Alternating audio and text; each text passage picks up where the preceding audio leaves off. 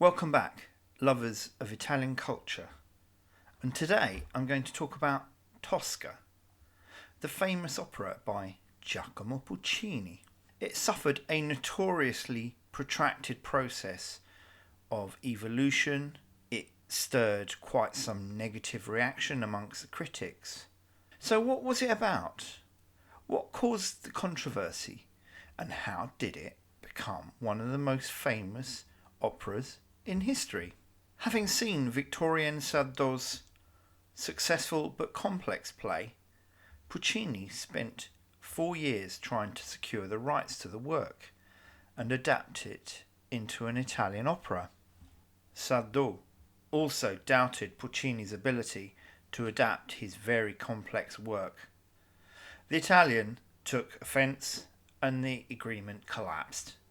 An alternative composer, Alberto Franchetti, was considered, but soon surrendered the rights in Tosca back to Puccini so he could resume his planning in 1895.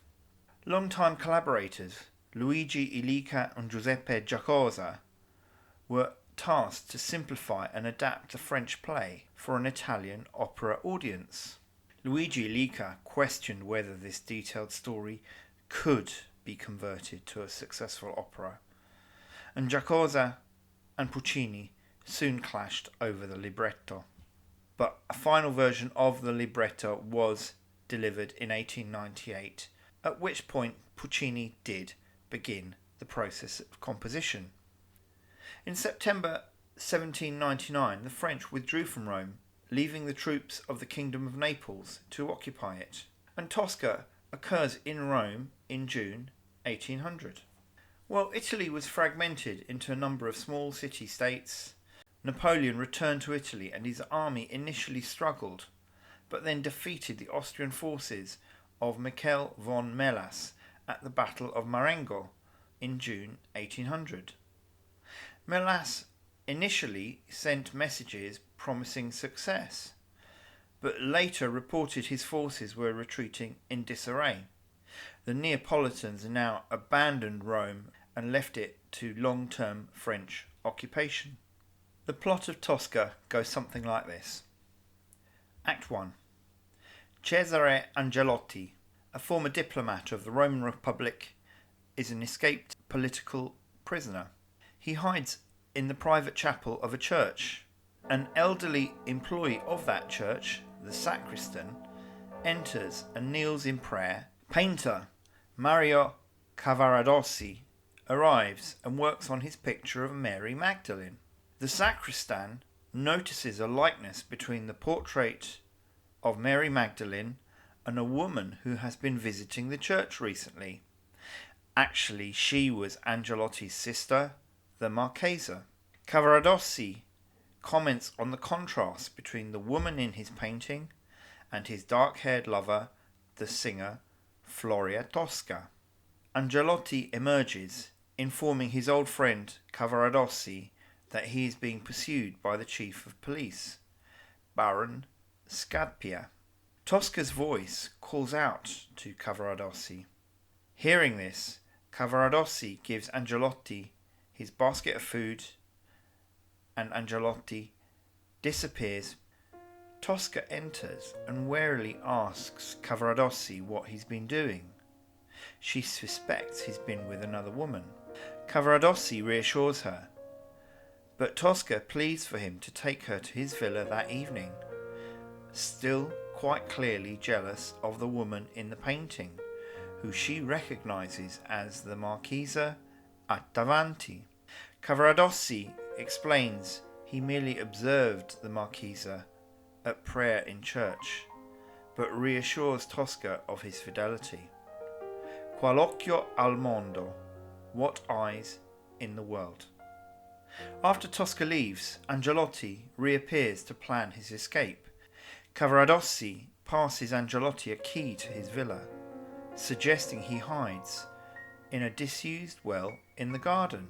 The sound of a cannon confirms that Angelotti's plans to escape have been discovered. He and Cavaradossi rush out of the church. The sacristan returns with the choristers, rejoicing at the early reports that Napoleon is losing at Marengo. The church goes quiet as Scarpia, his deputy Spoletta, and several police agents arrive, seeking Angelotti. Scarpia's men find an empty food basket and a fan with the Attavanti coat of arms on it. Scarpia learns that Cavaradossi has been in the church and suspects him of plotting Angelotti's escape. Tosca returns looking for Cavaradossi. Scarpia tries to provoke her by suggesting a relationship between Cavaradossi and the Marchesa Attavanti. Spoletta and his agents follow Tosca, hoping to find both Cavaradossi and Angelotti. As they leave, Scarpia now has designs on Tosca and also plans to execute her lover, Cavaradossi. Act 2. Scarpia's apartment in the Palazzo Farnese that evening. Scarpia dispatches a message to Tosca requesting she visits his apartment.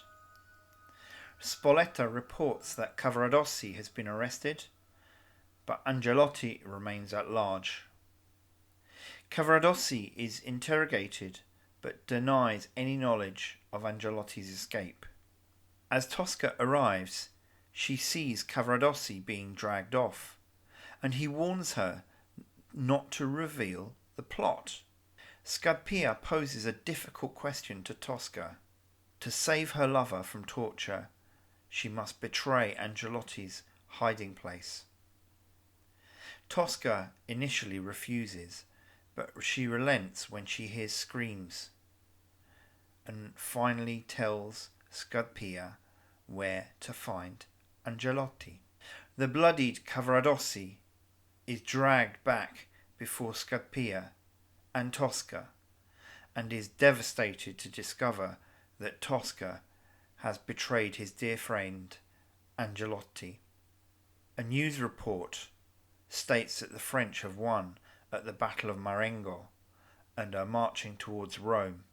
As Cavaradossi is dragged away to be executed, he laughs at Scarpia, saying that Scarpia's rule of terror must soon end.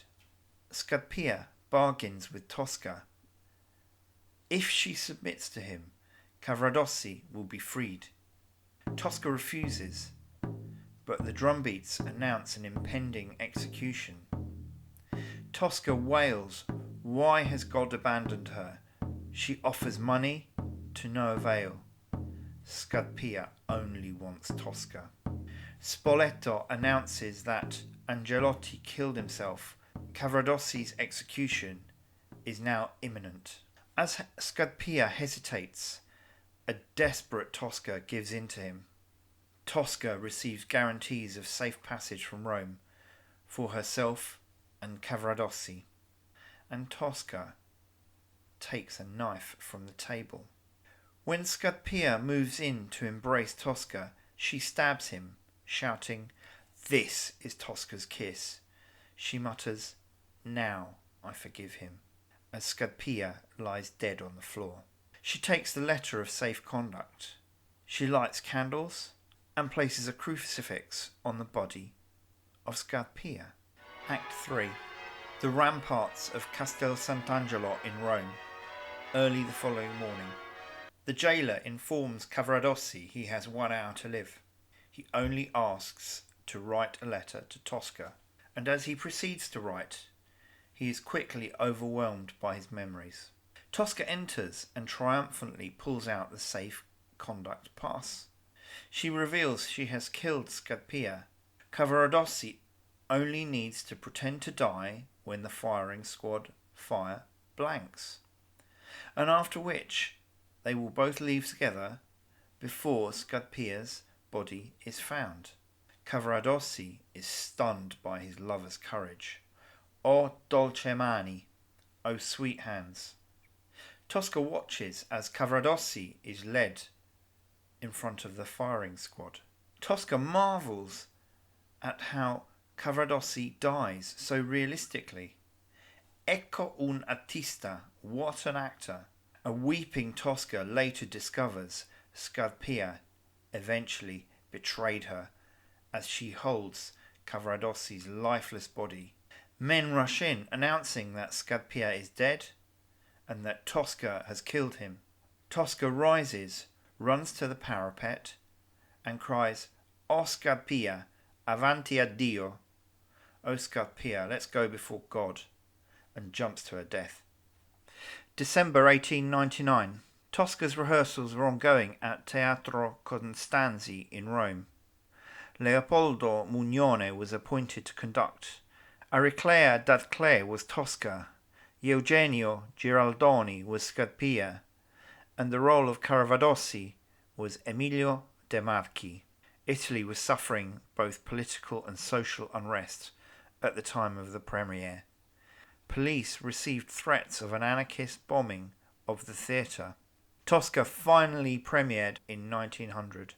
It was a major event, attended by Queen Margherita, the Prime Minister of Italy, Luigi Pelù, and a number of Puccini's colleagues, Pietro Mascagni, Ildebrando Pizzetti. The performance was successful, with numerous encores, which continued to play to packed audiences. While the critical reviews were mixed, one critic notably described it as 3 hours of noise. London critics were generally more positive.